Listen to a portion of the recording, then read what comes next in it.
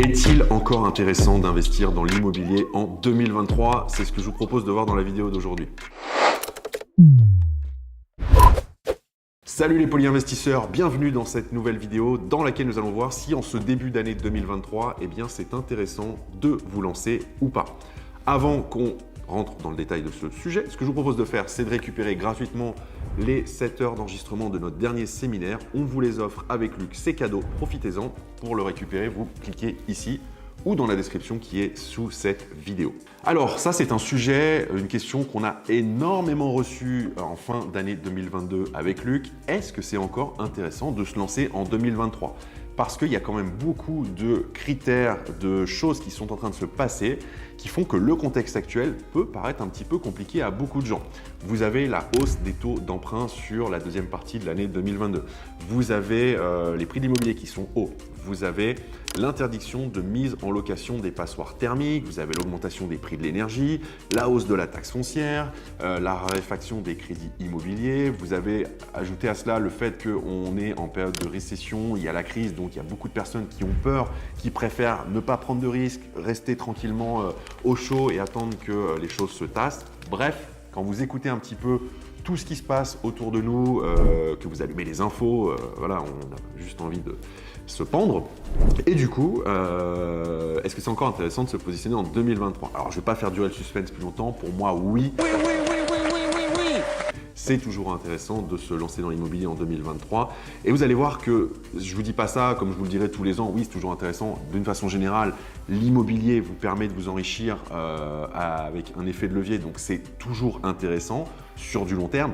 Mais vous allez voir qu'en 2023, il y a aussi quelques éléments qui font que ça va être bien plus intéressant que ça n'a pu l'être dans le passé. Alors, pourquoi est-ce que c'est toujours intéressant ? Eh bien, d'une façon générale, investir dans l'immobilier, ça a un côté tangible et rassurant. L'immobilier, c'est palpable et donc, c'est pas aussi volatile que des crypto-monnaies ou que, par exemple, une action en bourse. Ça va pas s'envoler, on va pas vous voler votre bien immobilier, donc vous aurez toujours quelque chose de concret. Donc, moi, ce qui me plaît beaucoup avec l'immobilier, au-delà du fait que j'aime la pierre, j'aime ce cachet, j'aime rénover un logement pour lui donner un charme fou.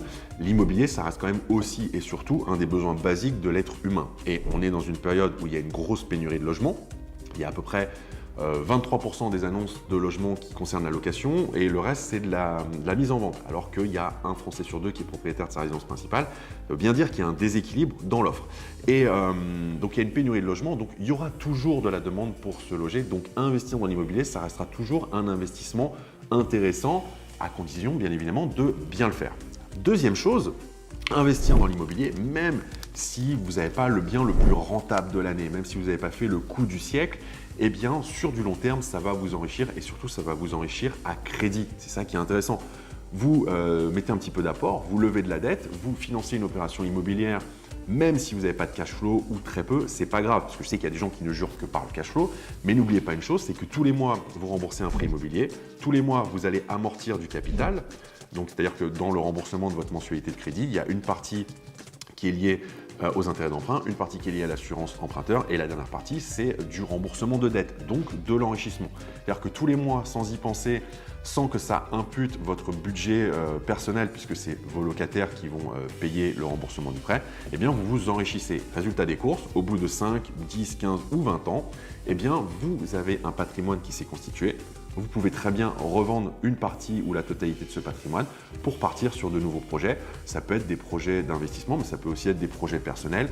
Un beau voyage, payer des études à vos enfants, acheter la maison de vos rêves pour votre retraite ou déménager dans plus grand, etc. Toujours est-il que plus vous allez commencer tôt et plus vous allez laisser le temps faire son œuvre, et bien plus ça va être intéressant. Donc dans tous les cas, ça restera toujours intéressant. Et enfin, troisième et dernière raison, et ça c'est vraiment l'opportunité de 2023, c'est l'interdiction de mise en location des passoires thermiques les plus énergivores. Il y a une vidéo à ce sujet. Et au 1er janvier 2023, vous avez à peu près déjà 140 000 logements qui sortent du parc locatif puisqu'ils n'ont plus le droit d'être mis en location. Et ça, ça veut dire qu'il y a 140 000 logements qui vont devoir être rénovés et il y a beaucoup de propriétaires qui ne seront pas en capacité ou qui n'auront pas la volonté de le faire. Et donc là, clairement, vous avez des logements qui sortent. Vous avez déjà en temps normal peu de personnes intéressées par les travaux, mais encore plus dans une période de crise où les gens ont peur de se lancer. clairement, alors qu'on manque de logements, plus que jamais, c'est le moment de se positionner. C'est pour ça que j'ai envie de vous dire que 2023 est une très bonne année. Et si 2018, 2019 étaient des très bonnes années pour se positionner sur la location courte durée, en 2023 et même 2024, si vous achetez une passoire thermique, que vous faites les travaux, que vous augmentez le DPE et que vous mettez un logement de qualité sur la location à l'année, eh bien vous allez voir que vous n'aurez aucun souci à louer votre logement. Vous pourrez même, avec un très bon logement, vous positionner au-dessus du prix du marché, s'il n'y a pas de contrainte d'encadrement des loyers, bien sûr, dans la ville que vous ciblez. Et donc, investir dans l'immobilier reste et restera un excellent investissement en 2023. Voilà ce que je voulais partager avec vous dans cette vidéo. Si vous êtes d'accord, dites-le dans les commentaires. Si vous n'êtes pas d'accord, dites-le quand même. On a le droit de ne pas être d'accord. Et si vous avez apprécié la vidéo, eh bien, likez, abonnez-vous, activez la cloche. Et moi, je vous dis à très vite pour une prochaine vidéo. Ciao!